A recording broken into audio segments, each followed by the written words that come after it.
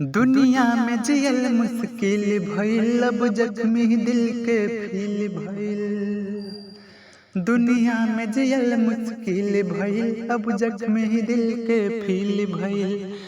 बर्बाद कके जियलू आराम से, बदनाम है रानी तुहरे नाम से।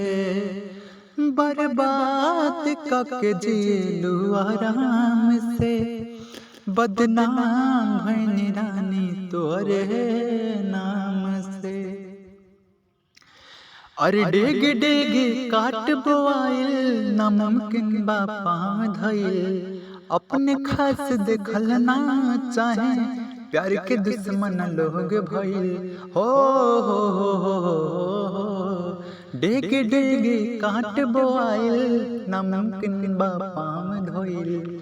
अपने खास देखल ना चाहे, प्यार के दुश्मन लोग भइल। हो प्यार के फूल सुखल नफरत वाला घाम में, बदनाम भइल रानी तोहरे नाम से। बर्बाद कके जियलू आराम से, बदनाम भइल रानी तोहरे नाम